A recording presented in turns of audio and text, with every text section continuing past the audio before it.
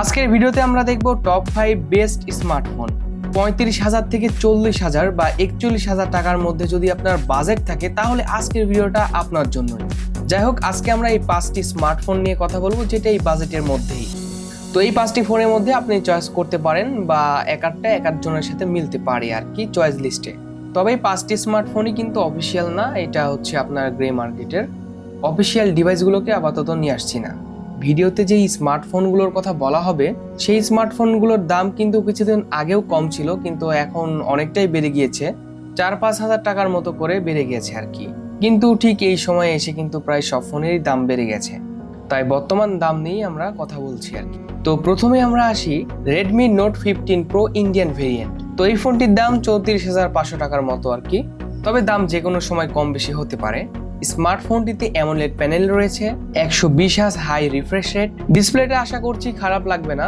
আর এই ফোনটিতে ব্যবহার করা হয়েছে মিডিয়াটেক ডাইমেনসিটি 7400 আল্ট্রা রয়েছে এসওসি হিসাবে। UFS 2.2 হচ্ছে এর স্টোরেজ টাইপ। খুব আহামরি লেভেলের প্রসেসর না, কিন্তু রেগুলার কাজবাজ বা টুকটাক কাজের জন্য যথেষ্ট। তাছাড়া আপনি এটা দিয়ে টুকটাক গেমিংও করতে পারবেন। 200 মেগাপিক্সেলের মেন শুটার রয়েছে, তবে মেগাপিক্সেল অনুযায়ী বেশ বড় সড়ই। আর 8 মেগাপিক্সেলের আল্ট্রা শুটার রয়েছে। মেগাপিক্সেল দেখে যদি মনে করেন ক্যামেরা কোয়ালিটি অনেক দুর্দান্ত ভালো, কিন্তু আসলে তো ওইরকমটা হয় না। কিন্তু এখন যে মার্কেটের অবস্থা এই বাজেটের মধ্যে আর কি, এটা আর কি মোটামুটি চলে। আর এর পাশাপাশি ফ্রন্ট ক্যামেরায় রয়েছে 20 মেগাপিক্সেল। স্মার্টফোনটিতে ব্যাটারি রয়েছে 6580 মিলিঅ্যাম্পিয়ার, আর সেই সাথে থাকছে এর বক্সে 44 ওয়াটের ফাস্ট চার্জার। এই স্মার্টফোনটিকে মোটামুটি স্ট্যান্ডার্ড হিসেবে আমরা ধরে নিচ্ছি। বাজেট যদি আপনার একদম 34 থেকে 35 এর মধ্যে লক হয়ে থাকে তাহলে আপনি এই স্মার্টফোনটিকে আর কি দেখতে পারেন। এর পরের ফোনটি আপনি চয়েস করতে পারবেন রিয়েলমি P4 পাওয়ার। রিয়েলমি P4 পাওয়ারের মেন আকর্ষণ হচ্ছে এটার ব্যাটারি। এই ফোনটি আপনারা 35,999 কিংবা 36,000 টাকার মধ্যেই পেয়ে যাবেন, তবে আগেরটা থেকে বাজেট কিছুটা বাড়াতে হচ্ছে।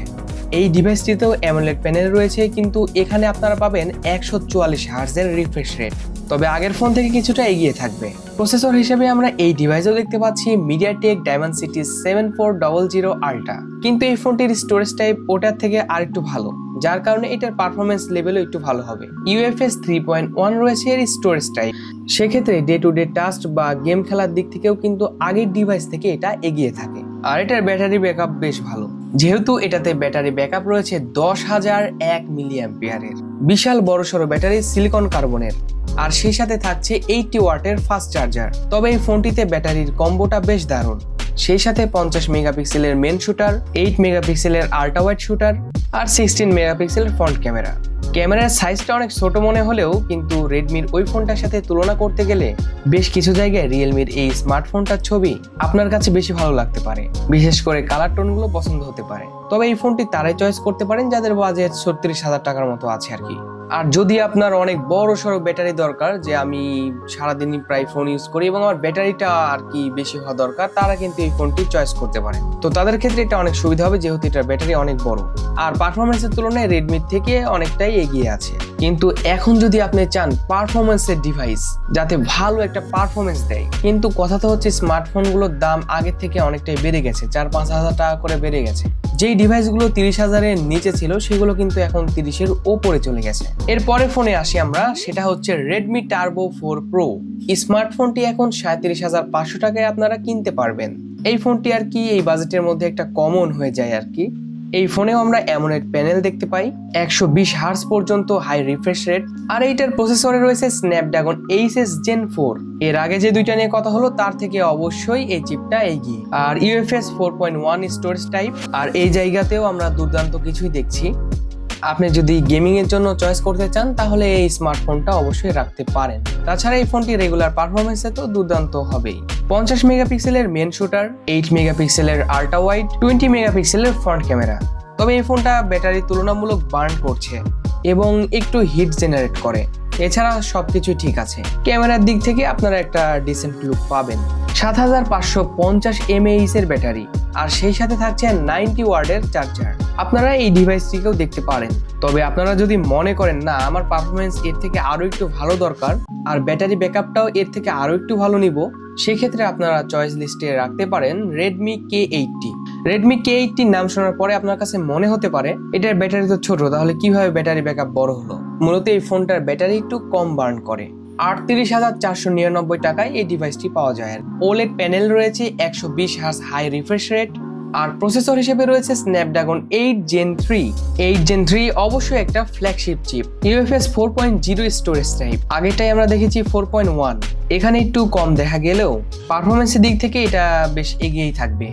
আপনি যদি এই বাজেটে সেরা কোনো ফোন নিতে চান এবং সেটা যদি গেমিং ফোন হয়, গেমিং এর জন্যই মূলত ফোন নিতে চান, তাহলে আমি বলবো আপনি এই ফোনটা আপনার লিস্টে রাখতে পারেন।